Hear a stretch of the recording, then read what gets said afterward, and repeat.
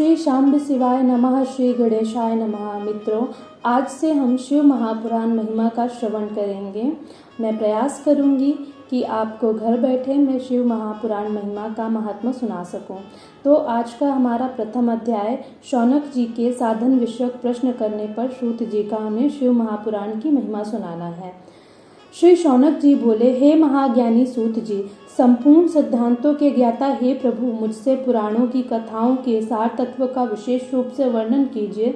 सदाचार, भगवत भक्ति और विवेक की वृद्धि कैसे होती है तथा साधु पुरुष किस प्रकार अपने काम, क्रोध आदि मानसिक विकारों का निवारण करते हैं। इस घोर कलयुग में जीव प्राय असुर स्वभाव के हो गए हैं। उस जीव समुदाय को शुद्ध बनाने के लिए सर्वश्रेष्ठ उपाय क्या है? आप इस समय मुझे ऐसा कोई शाश्वत साधन बताइए जो कल्याणकारी वस्तुओं से भी सबसे उत्कृष्ट एवं परम मंगलकारी हो तथा पवित्र करने वाले उपायों में भी सर्वोत्तम पवित्रकारक उपाय हो। वह साधन ऐसा हो जिसके अनुष्ठान से शीघ्र ही अंतकरण की विशेष शुद्धि हो जाए तथा उससे निर्मल चित्त वाले पुरुष को सदा के लिए शिव की प्राप्ति हो जाए। सूत जी बोले, मुनिश्रेष्ठ शौनक, आप धन्य हैं। आपके हृदय में पुराण कथा सुनने के प्रति विशेष प्रेम एवं लालसा है, इसलिए मैं शुद्ध बुद्धि से विचार का परम उत्तम शास्त्र का वर्णन करता हूँ। वस्त संपूर्ण शास्त्रों के सिद्धांत से संपन्न, भक्ति आदि को बढ़ाने वाले, भगवान शिव को संतुष्ट करने वाले तथा कानों के लिए रसायन रूप दिव्य पुराण का श्रवण कीजिए। यह उत्तम शिव पुराण काल रूपी सर्प से प्राप्त होने वाले महान त्रास का विनाश करने वाला है। हे मुने, पूर्व काल में शिव ने इसे कहा था।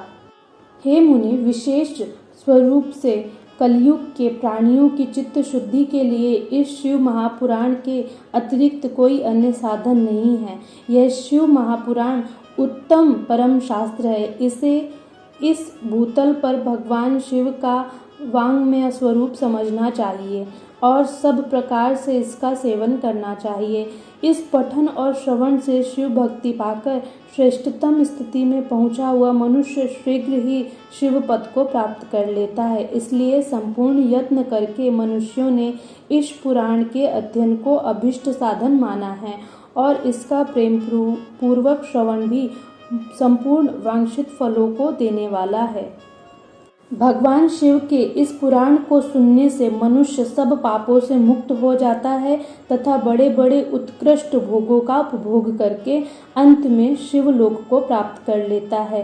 राजसूय यज्ञ और सैकड़ों अग्नि योष्टो यज्ञों से भी जो पुण्य प्राप्त होता है वह भगवान शिव की कथा के सुनने मात्र से प्राप्त हो जाता है। हे मुनिश्रेष्ठ, यदि मनुष्य सदा इसे सुनने में समर्थ ना हो तो उसे प्रतिदिन स्थिर चित्त से एक मुहूर्त भी इसको सुनना चाहिए। हे मुने, यदि मनुष्य प्रतिदिन सुनने में भी आसक्त हो तो उसे किसी पवित्र महीने में इस शिव पुराण का श्रवण करना चाहिए। जो लोग एक मुहूर्त, उसका भी आधा अथवा क्षण मात्र भी इस पुराण का श्रवण करते हैं उन्हें दुर्गति नहीं होती। हे मुनीश्वर, जो पुरुष इस शिव पुराण की कथाओं को सुनता है वह सुनने वाला पुरुष कर्म रूपी महावन को जलाकर संसार के पार हो जाता है। हे मुने, सभी दानों और सभी यज्ञों से पुण्य मिलता है, वह फल भगवान शिव के इस पुराण को सुनने से निश्चल हो जाता है। हे मुने, विशेषकर इस कलिकाल में तो शिव पुराण के श्रवण के अतिरिक्त मनुष्यों के लिए मुक्तिदायक कोई अन्य श्रेष्ठ साधन नहीं है। शिव पुराण का श्रवण और भगवान शंकर के नाम का संकीर्तन दोनों ही मनुष्यों को कल्प वृक्ष के समान सम्यक फल देने वाले हैं, इसमें संदेह नहीं है। इस शिव पुराण की परम पवित्र कथा का विशेष रूप से सदा ही सेवन करना चाहिए। इस शिव पुराण कथा के श्रवण का क्या फल कहूँ? इसके श्रवण मात्र से भगवान सदाशिव उस प्राणी के हृदय में विराजमान हो जाते हैं। यह पुराण ग्रंथ 24,000 श्लोकों से युक्त है। इसमें 7 संहिताएं हैं। मनुष्य को चाहिए कि वह भक्ति, ज्ञान और वैराग्य से भली भांति संपन्न हो बड़े आदर से इसका श्रवण करें। पहली विद्वेश्वर संहिता, दूसरी रुद्र संहिता, तीसरी सतरुद्र संहिता, चौथी कोटि रुद्र संहिता और पांचवी उमा संहिता कही गई है। छठी कैलाश संहिता और सातवीं वायव्य संहिता। इस प्रकार इसमें 7 संहिताएं हैं। 7 संहिताओं से युक्त यह दिव्य शिव पुराण पर ब्रह्म परमात्मा के समान विराजमान और सबसे उत्कृष्ट गति प्रदान करने वाला है। जो मनुष्य 7 संहिताओं वाले इस शिव पुराण को आदरपूर्वक पूरा पढ़ता है वह जीवन मुक्त हो जाता है। जिस घर में इस शिव पुराण की कथा होती है वह घर तीर्थ स्वरूप ही है और उसमें निवास करने वालों के पाप यह नष्ट कर देता है। हजारों अश्वमेध यज्ञ और सैकड़ों वाजपेय यज्ञ शिव पुराण की 16वीं कला की बराबरी नहीं कर सकते।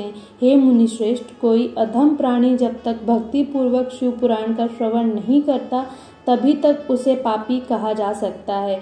गंगा आदि पवित्र नदियाँ, सप्तपुरियाँ तथा गया आदि तीर्थ इस शिव पुराण की समता कभी नहीं कर सकते। जिसे परम गति की कामना हो उसे नित्य शिव पुराण के इस श्लोक अथवा आधे श्लोक का ही स्वयं भक्ति पूर्वक पाठ करना चाहिए। जो प्रतिदिन आदर पूर्वक इस शिव पुराण का पूजन करता है वह इस संसार में संपूर्ण भोगों को भोग कर अंत में भगवान शिव के पद को प्राप्त कर लेता है। जो प्रतिदिन आलस्य रहित हो रेशमी वस्त्र आदि के वेष्टन से इस शिव पुराण का सत्कार करता है वह सदा सुखी होता है। यह शिव पुराण निर्मल तथा सेवकों का सर्वस्व है। इहलोक और परलोक में सुख चाहने वाले को आदर के साथ प्रयत्न पूर्वक इसका सेवन करना चाहिए। यह निर्मल एवं उत्तम शिव पुराण धर्म, अर्थ, काम और मोक्ष रूप चारों पुरुषार्थों को देने वाला है। अतः सदा प्रेम पूर्वक इसका श्रवण एवं विशेष रूप से पाठ करना चाहिए। वेद, इतिहास तथा अन्य शास्त्रों में यह शिव पुराण विशेष कल्याणकारी है, ऐसे मुमुक्षु जनों को समझना चाहिए।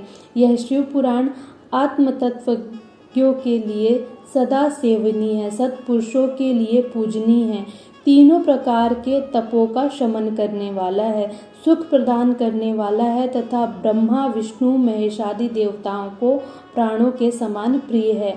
ऐसे शिव पुराण को मैं प्रसन्न चित्त से सदा वंदन करता हूँ। भगवान शंकर मुझ पर प्रसन्न हो